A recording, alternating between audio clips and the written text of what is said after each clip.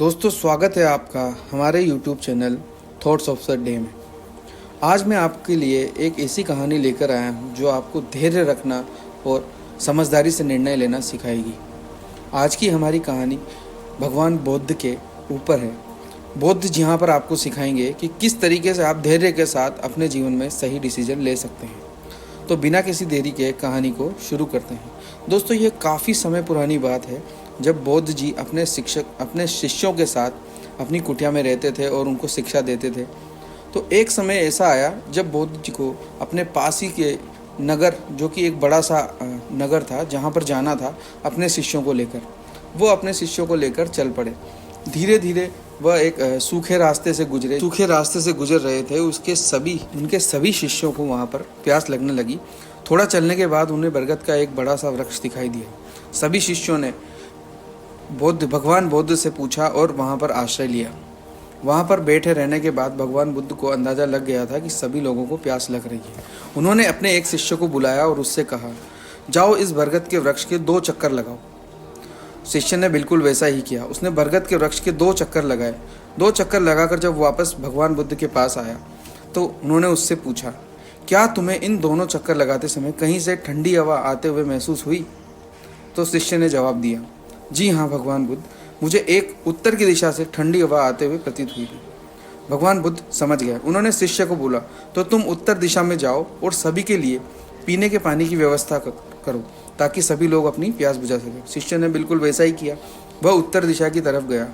थोड़ा देर चलने के बाद उसने देखा कि सामने ही एक तालाब था जिसमें पानी भरा हुआ था। उसे देखकर वह बहुत खुश हुआ। वह जैसे ही तालाब से पानी भरने लगा, उसने एक बार दोनों तरफ देखा। उसने देखा कि एक तरफ कुछ स्त्रियां स्नान कर रही थी। उन्हें देखकर उसे प्रतीत हुआ कि ये पानी तो अब गंदा हो चुका है। फिर उसने दूसरी तरफ देखा, वहाँ पर भी कुछ साफ पानी इकट्ठा था।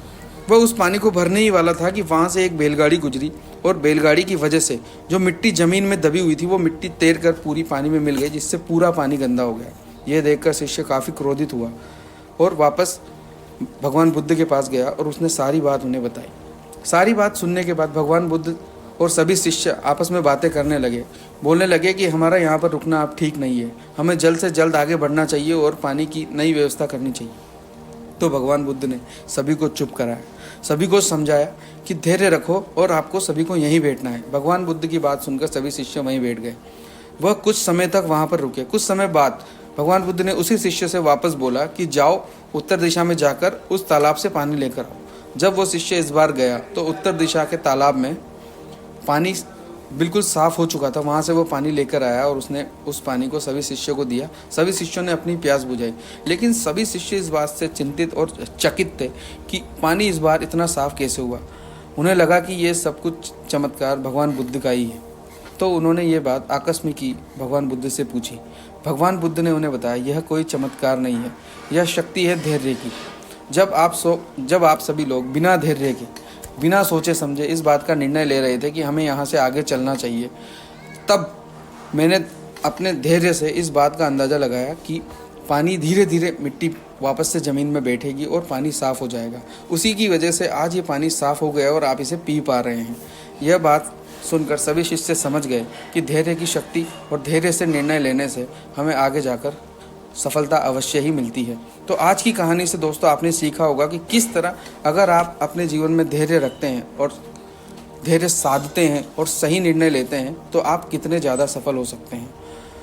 हम उम्मीद करते हैं कि कहानी आपको पसंद आई होगी और कहानी से आपको काफ़ी कुछ सीखने को मिला होगा। हम आगे भी आपके लिए ऐसी कहानियाँ लेकर आते रहेंगे। इसके लिए आप जुड़े रहिए हमारे channel thought of the day से। जय हिंद, जय भारत, जय श्री राम।